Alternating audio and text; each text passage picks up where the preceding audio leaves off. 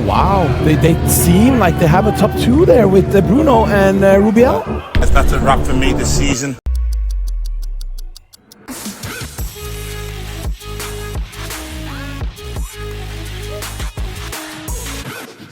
Hi guys, welcome back with the Mr. Big Evolution Portugal Pro 2025 complete lineup result of 15 contestants. So let's dive into it. Julio Albby from Italy has dropped down to the 15th place this time. Last week in his homeland in Flex Weekend Italy Pro, he was at 9th place.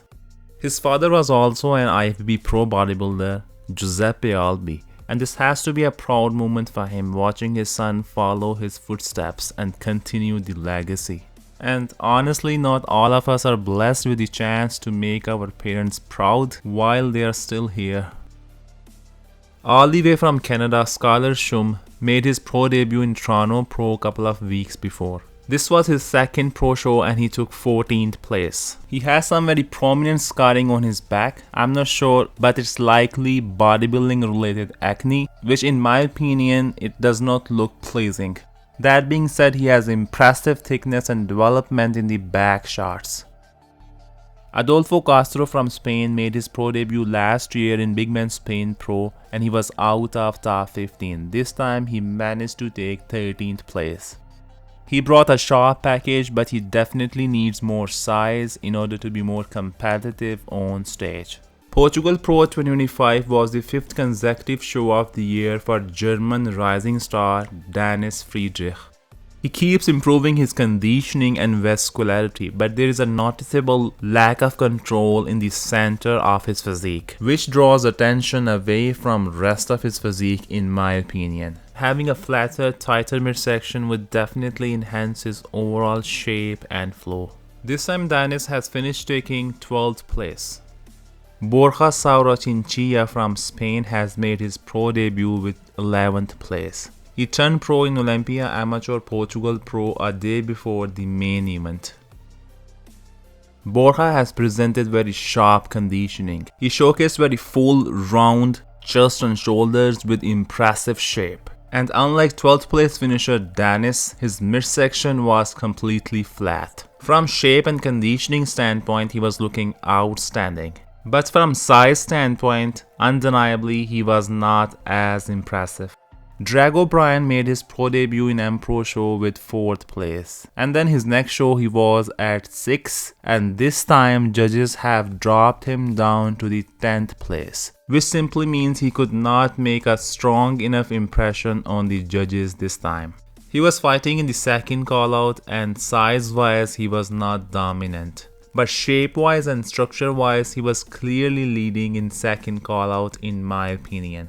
This is undeniable that he's very weak in the back shots, but he has very small waist, he's very aesthetically pleasing, and in the front and side shots his physique flows very well.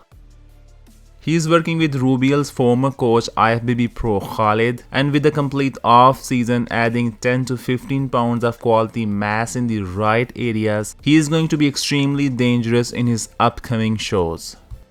The up-and-coming French bodybuilder Anthony Jail was not really satisfied with his 9th place, and according to him the judging was a bit off this time.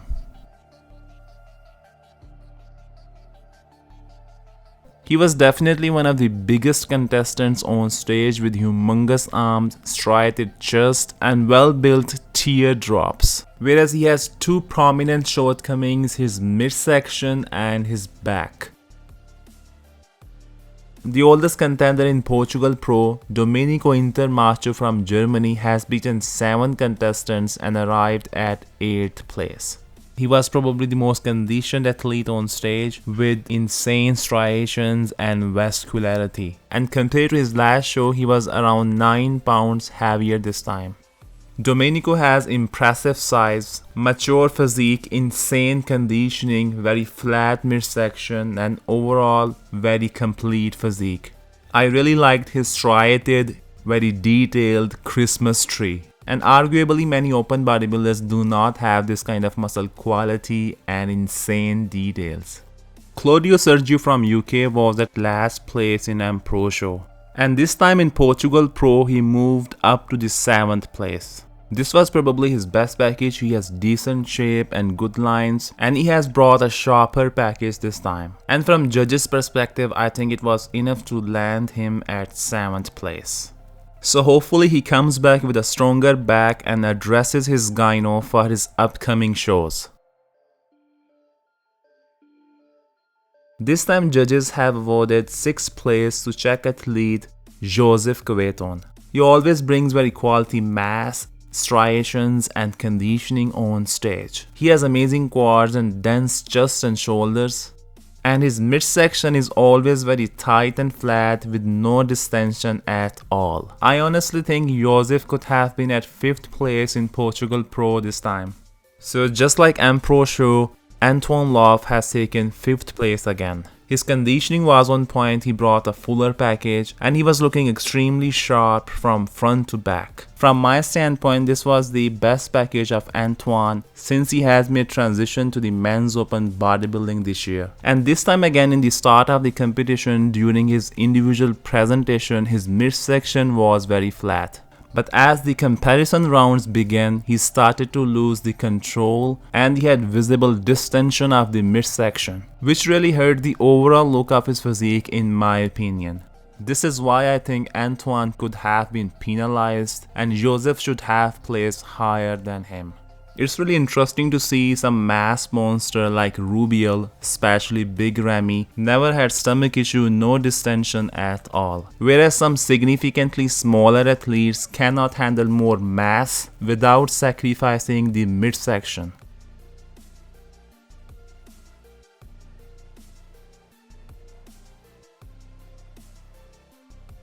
So the Austrian sensation Fabian Meyer has made his men's open debut in Portugal Pro with 4th place, which was actually not a pre-planned debut.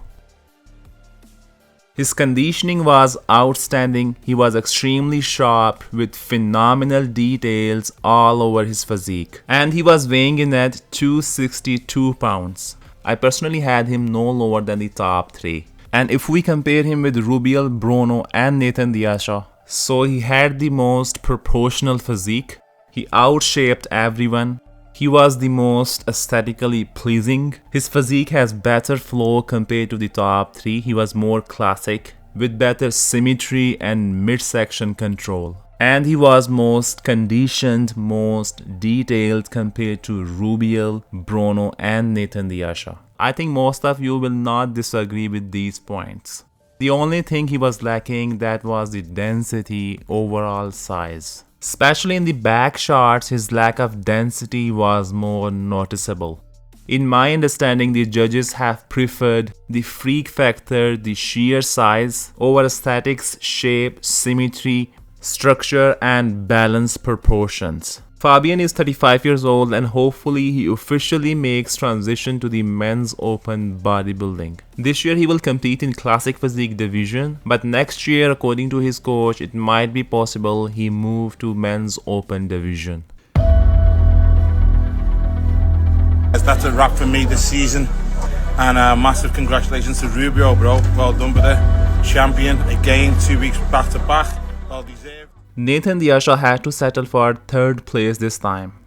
In Portugal Pro, he has brought much fuller, slightly sharper and harder package.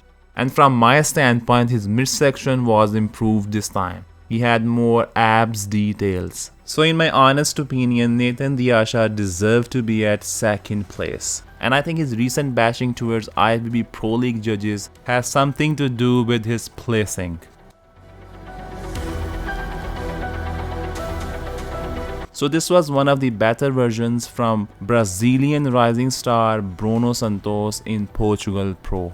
Bruno has incredible fullness and thickness. He has very dense chest and shoulders. He was very hard and sharp in the start of the prejudging, but later on he started to sweat and he was slightly fading during comparison rounds.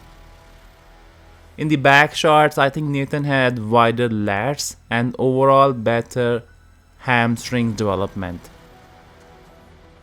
Whereas in the side shots, Bruno looks very narrow from the waist down. He has 2 big glutes development which in my opinion hurt the flow of his physique in the back shots.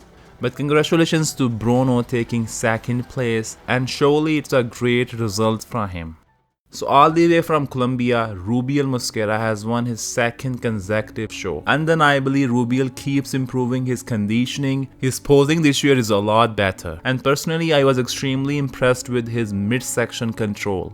This is highly impressive that 290 plus pounds mass monster has no midsection issue. Even I would like to say he had one of the best abdominal muscles on stage. So Rubial has made drastic change in his posing and conditioning. But undeniably he cannot change his structure and genetic shape. He's not very shapely, aesthetically pleasing. He does not have the best proportions and symmetry. But he can improve the balance, muscle maturity and muscle quality of his physique. So hopefully we see a more dominant version of Rubial in 14 weeks on Olympia stage. And massive congratulations to Rubial for his another victory. So that's all guys, thanks for watching and stay tuned for more updates.